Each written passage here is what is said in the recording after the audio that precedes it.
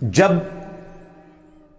مقررہ وقت کے اوپر قوم یونس ایمان نہیں لے کر آئی تو یونس علیہ السلام نے انہیں کہا کہ اب 3 دن بعد عذاب آ جائے گا، جو اللہ نے وعدہ کیا تھا کہ یہ ان کا سمجھ لیں ٹائم اینڈ ہو رہا ہے، اس ٹائم لائن کے بعد عذاب آنا ہے۔ لیکن ساتھ یہ ضروری تھا کہ اللہ تعالیٰ کی وحی کا انتظار کرنا ہے اس علاقے کو چھوڑنے سے پہلے۔ تمام انبیاء جب قوموں کو وحی سناتے ہیں نا تو پھر اللہ تعالیٰ کی وحی کی اجازت کے بعد اس علاقے کو چھوڑتے ہیں۔ نبی اسلام نے بھی ہجرت دیکھے اینڈ پہ کی ہے، ایویں نہیں، مطلب آپ خود سے نہیں نکلے، اللہ تعالیٰ کی وحی کے ذریعے نکلے۔ قرآن میں سورۃ الانفال میں آیا تھا کہ یہ جب کافر کہتے تھے نا کہ ہم پر عذاب کیوں نہیں نازل ہوتا، ہم نبی کا انکار کر رہے ہیں، تو اللہ تعالیٰ نے فرمایا کہ جب تک اے نبی تم ان میں موجود ہو ہم ان کو عذاب نہیں دیں گے۔ اللہ کی سنت ہے کہ جب کبھی کسی قوم کو عذاب دینا ہوتا ہے نا تو اس قوم میں سے انبیاء اور اہل ایمان کو الگ کرتا ہے، پھر باقی کی قوم پر عذاب آتا ہے۔ تو یونس علیہ السلام نے ازیوم کیا کہ ظاہر ہے کہ اس کے بعد عذاب تو آنا ہی ہے، لیکن ان کی شان اس سے بلند تھی کہ وہ وحی کا انتظار کیے بغیر نکل گئے۔ بس جب وہ نکلے، جس کشتی میں سوار ہوئے،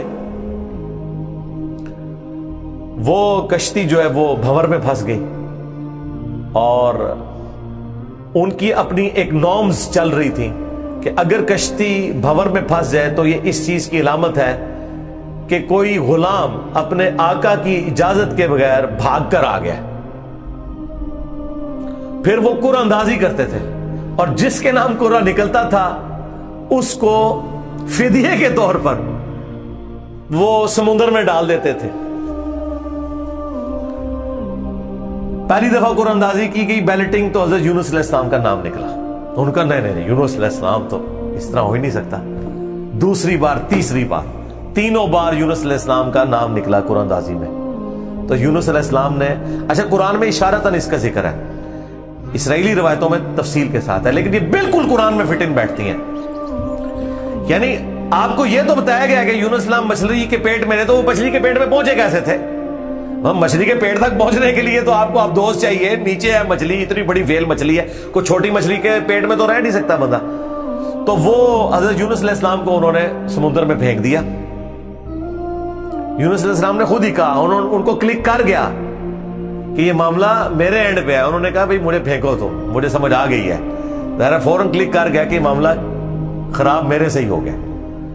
وہ ان کو سمندر میں پھینک دیا تو اللہ کے حکم سے ایک مچھلی نے انہیں نگل لیا۔ یہ قرآن میں ہے، قرآن میں آگے تفصیل نہیں ہے کہ کتنے دن تک، لیکن تورات میں ملتا ہے کہ 3 دن اور 3 رات تک وہ مچھلی کے پیٹ میں رہے۔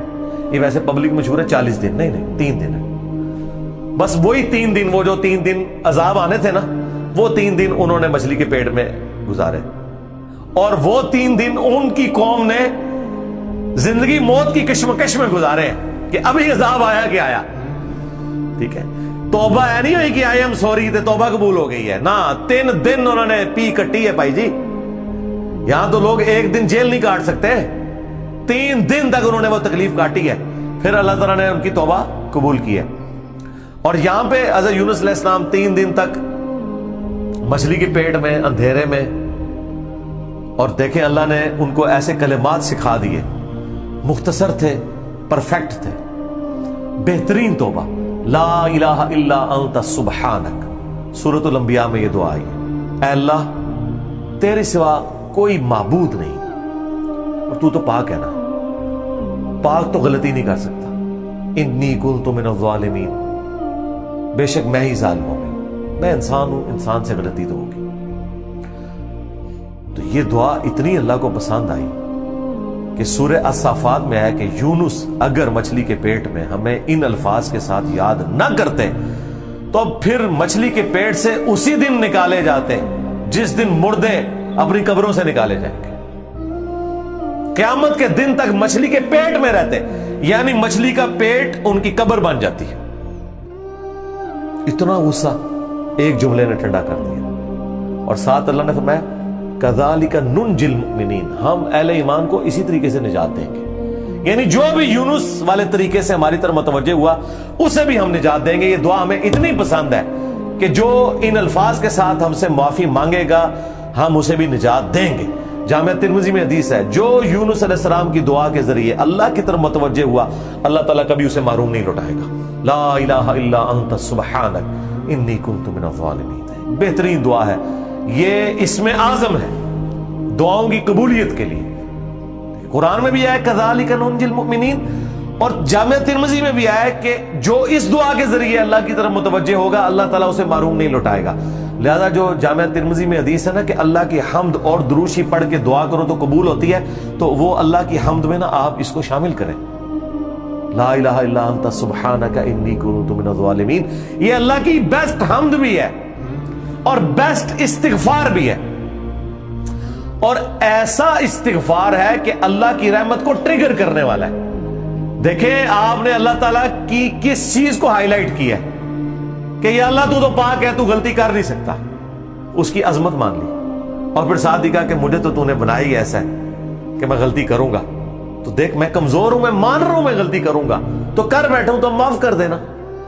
इससे बेस्ट अंदाज नहीं हो सकता अपनी गलतियों पर मुआफी मांगने का। तो ये हिर्ज़े जाम बनाए, ला इलाहा इल्ला अंता सुब्हानका इन्नी कुन्तु मिनज़ ज़ालिमीन।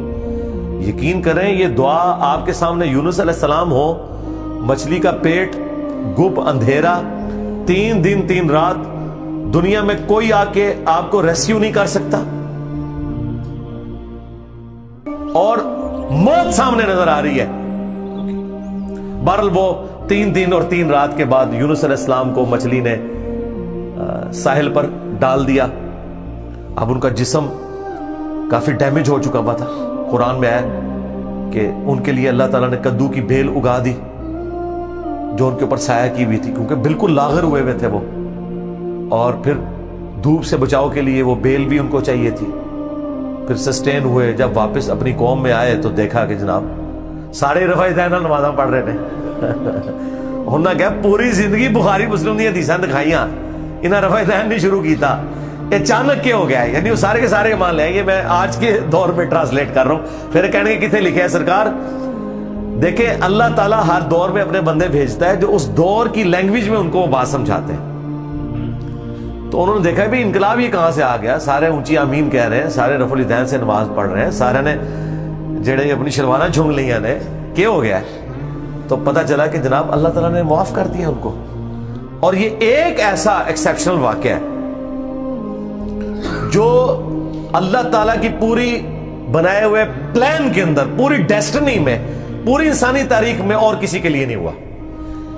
इस खास वाक़े की वजह से ही इस सूरत का नाम सूरह यूनुस है। अगरचे यूनुस अलैहिस्सलाम का जिक्र आपने देख लिया, बस ये इतना सही आ रहा है। ये बाकी पूरे वाकयात कुरान में स्कैटर्ड फॉर्म में है। सूरह हूद से मैंने बयान किया, सूरतुल अराफ, बाकी सूरतों से जोड़ के आपको एक जगह पूरी पिक्चर बताई है। हालांकि आम बंदे से पूछे ना कि सूरह यूनुस में क्या होगा, तो वो ये बताएंगे आपको कि सूरह यूनुस में ये लिखा हुआ होगा कि हज़रत यूनुस अलैहिस्सलाम कितने खूबसूरत थे, उनकी जुल्फों का रंग क्या था, उनके माँ बाप कहाँ रहते थे, वो कहाँ पैदा हुए, कहाँ फौत हुए। आम आदमी तो ये समझ रहा होगा। हालांकि सूरह यूनुस का जो मरकजी टॉपिक है ना, वो तौहीद है, टोटल तौहीद। और इसमें हज़रत यूनुस अलैहिस्सलाम भी फिट इन बैठ रहे हैं। क्यों?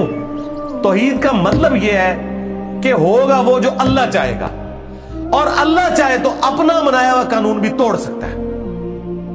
अल्लाह अपने कानून का भी कोई पाबंद नहीं है, लेकिन ये दुनिया के एतबार से, आखिरत के लिए नहीं। आखिरत के लिए अल्लाह ने कुरान में ये बताया कि मैं अपने वादे के खिलाफ नहीं चलूंगा। आखिरत अल्लाह का कानून नहीं है, वादा है। और अगर अल्लाह वादा तोड़ता है ना, तो वो अल्लाह नहीं रहता, क्योंकि जो वादा पूरा ना करे वो झूठा होता है, और झूठ अल्लाह की तरफ मंसूब नहीं। लेकिन दुनिया में अल्लाह ताला अपने बनाए हुए कवानीन तोड़ देता है। वो अल्लाह के कोई वादे नहीं है। अल्लाह का कानून है कि आग जलाएगी, इब्राहिम को नहीं जलाया, तो अल्लाह ताला को इससे कोई फर्क नहीं पड़ता। ये अल्लाह का कोई वादा नहीं था। छुरी काटती है, इस्माइल अलैहिस्सलाम को नहीं काटा, ये अल्लाह का कानून टूटा। समुंदर में इंसान गर्क हो जाता है, मूसा अलैहिस्सलाम के लिए रास्ता बन गया, ये अल्लाह का कानून टूटा मौजज़े के तौर पर। आखिरत में कोई कानून नहीं टूटेगा। जो मवाहिद दुनिया से गया, अल्लाह का ताबे फरमान, पैगंबरों का मुती, फिर उस पर तकदीर गालिब नहीं आएगी कि नहीं जी ऐ तेरी मैं एक गाल संभाल के रखी है, दादा तू जीरो न मल्टीप्लाई हो गया। नहीं, वहां भाई नेकियां तोली जाएंगी। चाहे गुनाहों के पलड़े में बड़े से बड़ा गुनाह भी आ गया शिर्क के सिवा, اور نیکیاں بھاری ہو گئی تو اللہ تعالیٰ کسی کو یہ کہے گا کہ بھی نہیں کہ بالکل دوتے 0-0 ہی بچے ہیں، نہیں، بس یہ میرا وعدہ ہے کہ میں بچا لوں گا، بلکہ اللہ کی تو رحمت اس سے بھی زیادہ ہے، وہ تو اپنے پیغمبر کی شفاعت سے جن کے نیکیوں کے پلڑے ہلکے بھی ہو جائیں گے ان کی بھی کمپنسیشن فرما دے گا اگر وہ شرک نہ کرتے ہوئے انشاءاللہ تعالی۔ ہمیں تو اللہ تعالیٰ بغیر حساب و کتاب کی جنت میں داخلہ عطا فرمائے، آمین، مع النبیین والصدیقین والشہداء والصالحین، آمین۔ بہرحال یونس علیہ السلام جب واپس آئے، انہوں نے یہ ساری بہاریں دیکھی تو ظاہر ہے کہ خوشی خوشی انہوں نے اس کو ایکسیپٹ کیا، اور اللہ تعالیٰ نے پھر اس کو قیامت تک کے لیے قرآن میں نقل کر دیا۔ اب یہ وہ الفاظ، اب یہ پورے واقعات آپ کے سامنے ہو تو اب آپ اس کا ٹیسٹ فیل کریں۔ اعوذ باللہ من الشیطان الرجیم، بسم اللہ الرحمن الرحیم، فلولا كانت قرية آمنت فنفعها ایمانها، پس کیوں ایسا نہ ہوا کہ کوئی بستی ایمان لائی ہو تو اس کو ایمان لانا نفع دے دیتا، یہ کبھی ہوا ہی نہیں ایسا، الا قوم یونس، سوائے قوم یونس کے، کہ یونس علیہ السلام کی اجتہادی خطا جو ڈیبٹ تھی وہ کریڈٹ بن گئی ان کے امت کے حق میں، کہ چونکہ ان کے وقت کے پیغمبر نے اللہ کی وحی کے انتظار کے بغیر وہ جگہ چھوڑ دی تھی، اللہ نے اس کا بینیفٹ ان کی قوم کو دے دیا۔ لما آمنوا، جب وہ ایمان لے آئے، کشفنا عنہم عذاب الخزي فی الحیات الدنیا، تو ہم نے دور کر دیا ان سے، کھول دیا دنیا کی زندگی کی رسوائی کا عذاب، وَمَتَّعْنَاهُمْ إِلَىٰ حِينٍ، اور ہم نے انہیں دنیا میں لطف اندوز ہونے کے لیے ایک اور مدت فراہم کر دی۔ اللہم احسن عاقبتنا فی الامور کلیہا واجرنا من خزی الدنیا وعذاب الآخرہ، آمین۔ تو یہاں پر وہ عذاب ہم نے ان سے دور کر دیا، یعنی وہ عذاب آیا ہوا تھا، اس کے اثار نمایاں تھے، پھر اللہ تعالیٰ نے وہ کھول دیا، وہ جس شکل میں بھی تھا، کو بادل آئے ہوئے تھے پھر کھول دیے۔ وَلَوْ شَاءَ رَبُّكَ لَآمَنَ مَنْ فِي الْأَرْضِ كُلُّهُمْ جَمِيعًا، اور اگر تمہارا رب چاہتا تو جتنے لوگ زمین میں آباد ہیں سب کے سب ہی مومن ہو جاتے ہیں۔ اس کا کیا مطلب ہے کہ اگر اللہ تعالیٰ زبردستی ہدایت دینا چاہتا، اس کا یہ مطلب نہیں ہے کہ اللہ تعالیٰ یہ چاہتا ہے کہ لوگ جہنم میں جائیں، یہ رسول اللہ کو سنگولر کے سیغے سے تسلی دی جا رہی ہے کہ اگر اللہ تعالیٰ نے زبردستی ایمان دینا ہوتا نا تو دے دیتا سب کو،